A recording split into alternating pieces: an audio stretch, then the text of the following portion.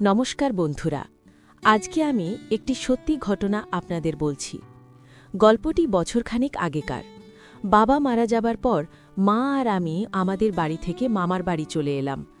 মামার বাড়িতে আমার দিদা ছিল না। দাদু চাকরি থেকে রিটায়ার করে ঘরে থাকত। দাদুর পেনশনে আমাদের চলে যেত।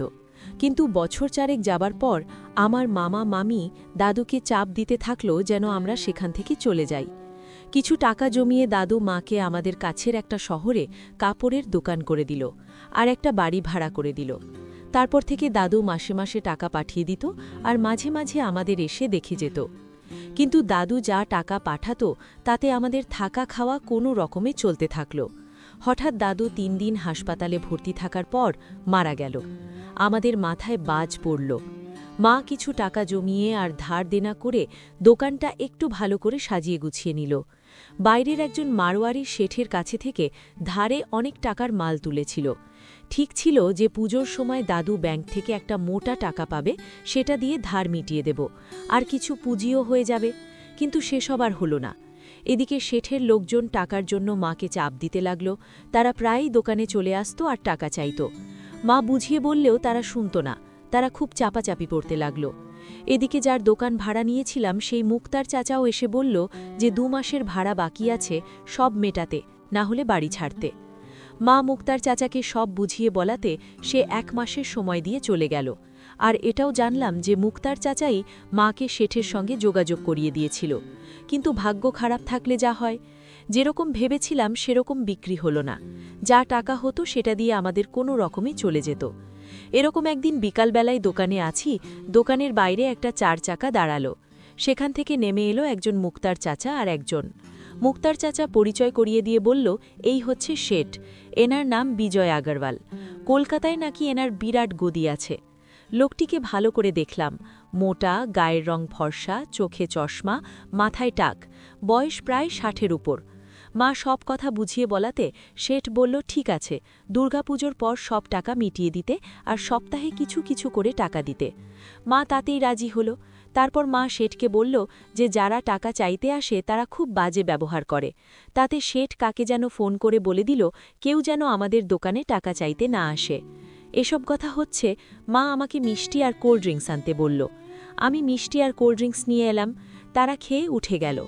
আমি মিষ্টির দাম যাবার সময় দেখলাম ওই দোকানের পাশের দোকানটিতে তারা দাঁড়িয়ে আছে। আমি টাকা দিয়ে ফেরার সময় কি বলছে শোনার জন্য কিছু জিনিস কেনার ভান করে দাঁড়িয়ে থাকলাম। শেঠ বলছে, কি মুক্তার, তুমি জানো বাইরে গেলে আমার মেয়ে লাগে, তুমি জানো তাহলে আগে থেকে কেন ব্যবস্থা করনি? মুক্তার, আরে বিজয় ভাই, আপনি কি এটা বড় শহর পেয়েছেন? এখানে আছেই তো 2টো হোটেল, তার মধ্যে একটাতে মেয়ে নিয়ে ঢুকতে দেয় না। যেটাতে দেয় সেটাতে আপনার রুম বুক করে দিয়েছি, আপনি চলে যান, আর ম্যানেজারকে বলা আছে সব। তবে গোটা চারিক ছাড়া এখানে পাবেন না। শেঠ, আমি হোটেল চিনব কি করে, তুমি চলো। মুক্তার, আরে না না, আমি যেতে পারবো না, হোটেলের উল্টো দিকের দোকানটা আমার জামাইয়ের। এমন সময় আমাকে দেখতে পেয়ে মুক্তার চাচা ডাকল, এই ছেলে শোন।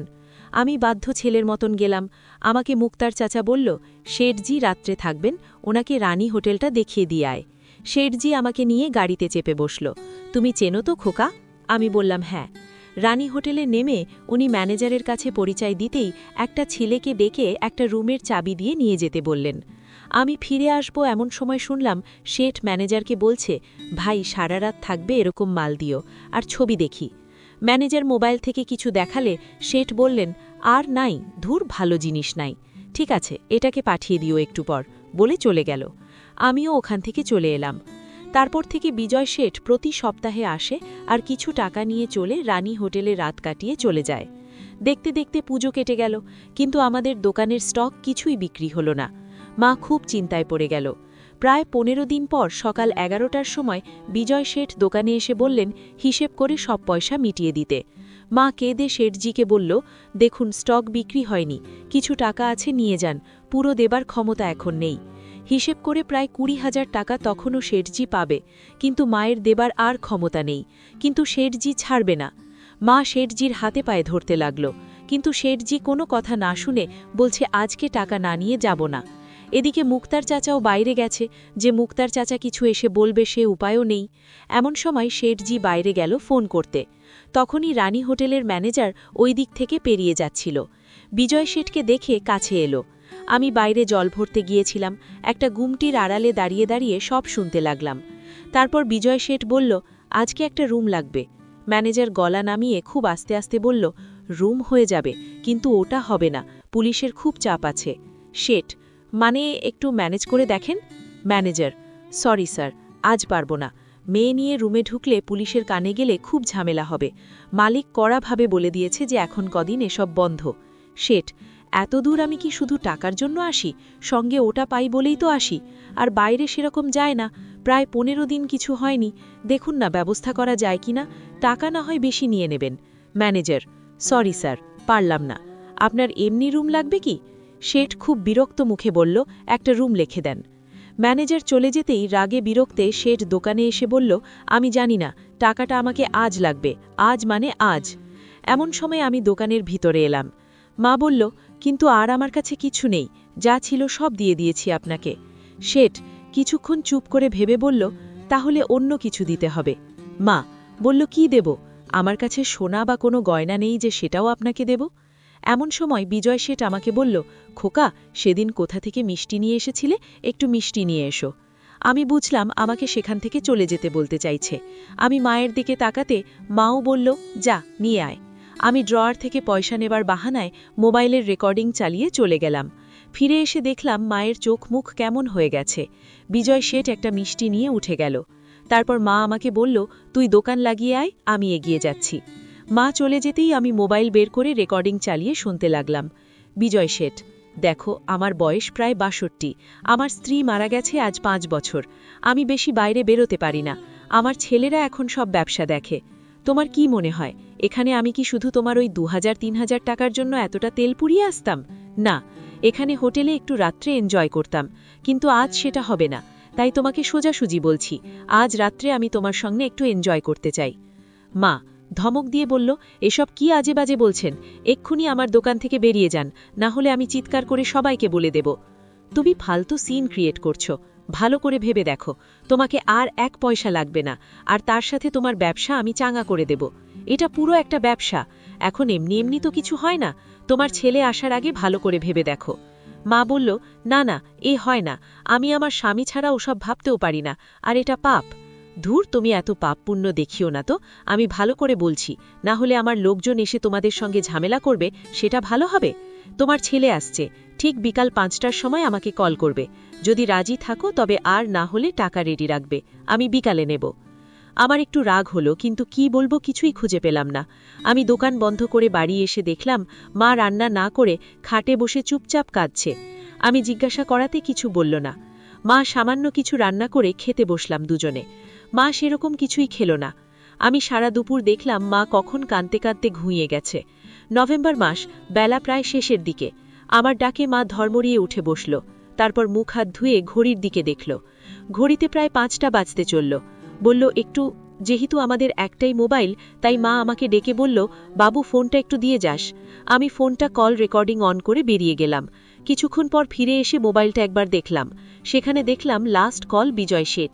আমি বাইরে বেরিয়ে কল রেকর্ডিং শুনতে লাগলাম। মা বলল, হ্যালো শেঠ। শেঠ বলল, বলো জানেমন, কখন আসব? মা বলল, আর কি কোনো পথ নেই? শেঠ বলল, না। আচ্ছা, তাহলে আপনার যা ইচ্ছা, কিন্তু ছেলেকে কি বলবো? ছেলেকে কিছু একটা বলে সরিয়ে দাও, আমি কিছুক্ষণের মধ্যে আসছি, ততক্ষণে ছেলেকে সাইড করে দাও, আর একটু বাইরে যাব তোমাকে সঙ্গে করে নিয়ে। আমি ঘরে ঢুকতেই মা বলল, একবার মামার বাড়ি গিয়ে দেখ, কিছু যদি টাকা পয়সা জোগাড় করতে পারিস।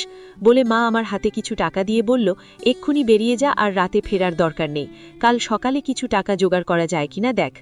আমি টাকাটা নিয়ে বেরিয়ে এলাম, তারপর কোথাও না গিয়ে একটু দূরে দাঁড়িয়ে রইলাম। কিছুক্ষণের মধ্যে বিজয় শেঠ গাড়ি নিয়ে চলে এলো। তারপর দরজায় কড়া নেড়ে অবাক হয়ে মাকে কিছু বলল। মিনিট খানিকের মধ্যে মা একটা ভালো শাড়ি পরে বিজয় শেঠের গাড়িতে চেপে বসল। তারপর মাকে নিয়ে বাজারের দিকে গাড়িটা চলে গেল। আমি একটা সাইকেল নিয়ে গাড়ির পিছু নিলাম।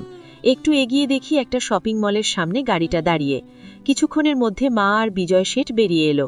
বিজয় শেঠের হাতে একটা প্যাকেট। কিছুটা এগিয়ে গিয়ে গাড়িটা একটা বিউটি পার্লারের সামনে দাঁড়ালো। তারপর মা সঙ্গে নিয়ে বিজয় শেঠ ভিতরে চলে গেল। তারপর বিজয় শেঠ গাড়িতে এসে বসে পড়ল। বেশ কিছুক্ষণ পর দেখলাম পার্লারের ভিতর থেকে মা বেরিয়ে এলো। মাকে দেখে খুব সুন্দর লাগছে, চুলগুলো খুব সুন্দর করে আঁচড়ানো, মুখটা খুব সুন্দর লাগছে, ঠোঁটে হালকা লিপস্টিক, চোখে কাজল, আইব্রো। আর মায়ের শাড়িটাও নতুন, একটা পিঙ্ক কালারের পাতলা ট্রান্সপারেন্ট শাড়ি, সঙ্গে স্লিভলেস ব্লাউজ, পিঠের কাছে দড়ি বাঁধা। মায়ের এসব পরার অভ্যেস না থাকায় মা বেশ অস্বস্তি বোধ করছিল। তারপর মাকে সঙ্গে নিয়ে বিজয় শেঠ একটা রেস্টুরেন্টে খেতে ঢুকল। আমি বুঝলাম মাকে একটু সহজ করে নিতে চাইছে, কিন্তু মা তখনও বিজয় শেঠকে বেশ লুকিয়ে লুকিয়ে ভয় করে চলছিল। খাবার পর মাকে ঘরের সামনে নামিয়ে বিজয় শেঠ হোটেলে গাড়ি পার্কিং করতে চলে গেল। আমি বাগানের পিছন দিয়ে এসে গাছে চেপে সিঁড়িতে অন্ধকারে দাঁড়িয়ে থাকলাম। মা দরজা বন্ধ করে চুপচাপ বিছানায় বসে আছে। অল্পক্ষণের মধ্যে দরজায় টোকা পড়ল। মা গিয়ে দরজা খুলতেই বিজয় শেঠ ভিতরে এলো। তারপর যা দেখলাম বন্ধুরা, তা পরের এপিসোডে খুব তাড়াতাড়ি নিয়ে আসছি, ততক্ষণ সঙ্গে থাকুন। এবং ভিডিওটি কেমন লাগলো অবশ্যই জানিও লাইক করে।